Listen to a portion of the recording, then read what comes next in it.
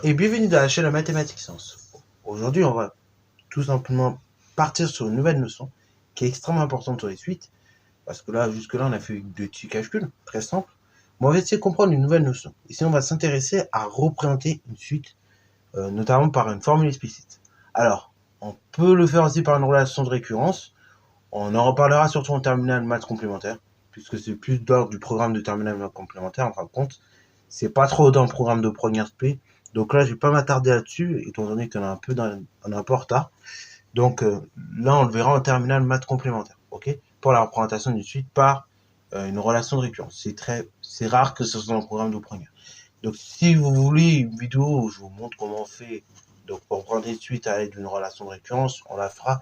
Mais là, pour le coup, on va essayer de voir déjà avec une formule explicite, ok. Donc on va donner la suite suivante.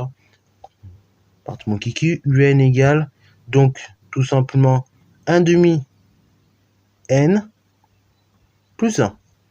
Et donc cette suite elle est définie pour tout réel, pour tout entier naturel n. Ok, bravo.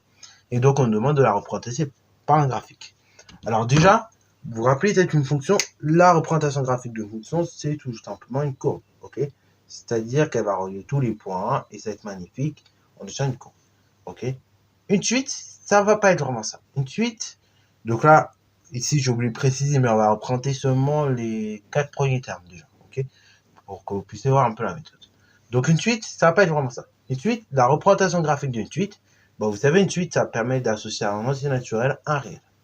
Ok, jusque là on est d'accord. Ce qui veut donc dire qu'on associe un entier naturel à un réel. Et en abscisse, on aura les entiers naturels.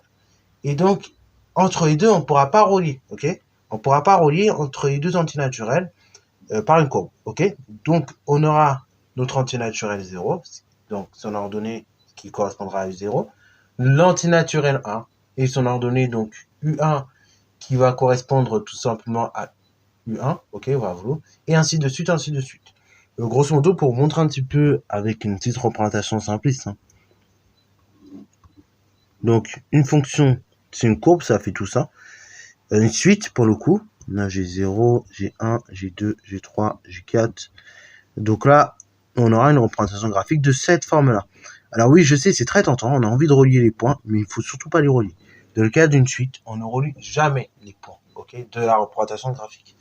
Pour une suite, ce sera toujours un ensemble de points, ok. Alors, du coup, pour ce faire, il nous faut les termes. Il faut que je arrive à calculer les termes successifs. Et après, pour passer les points, justement, comment on va faire?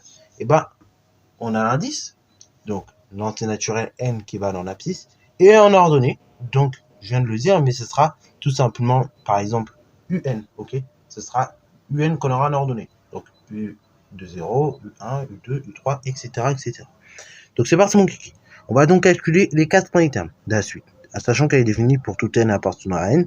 Donc le premier terme c'est u0. Donc ça fait 1 demi fois 0 plus 1, ce qui fait 1. Je calcule tranquillement u1 après. Donc ça fait 1 demi fois 1 plus 1.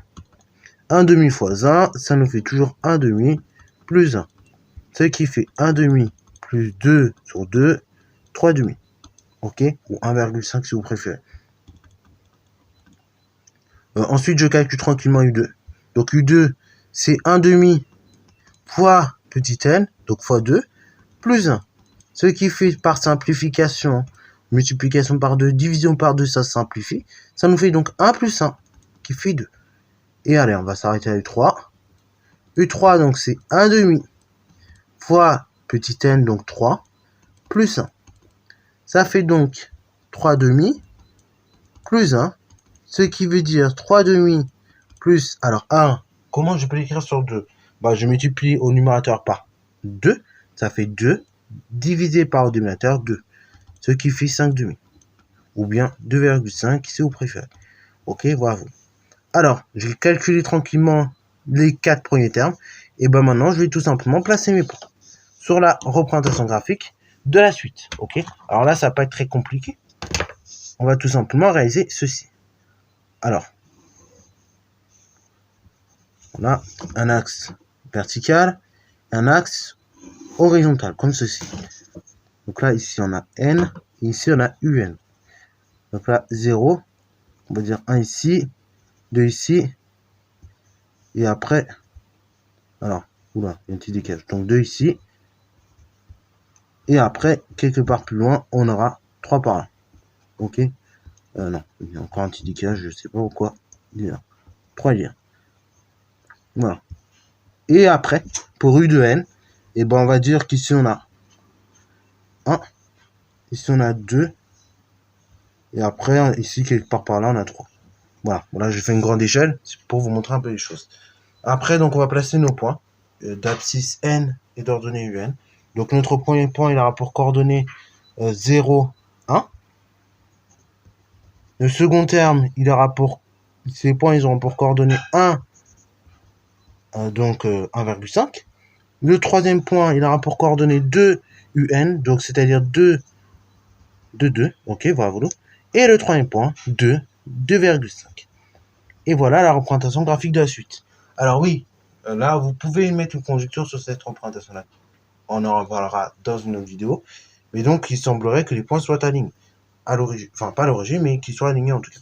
Donc, on en reparlera dans une autre vidéo.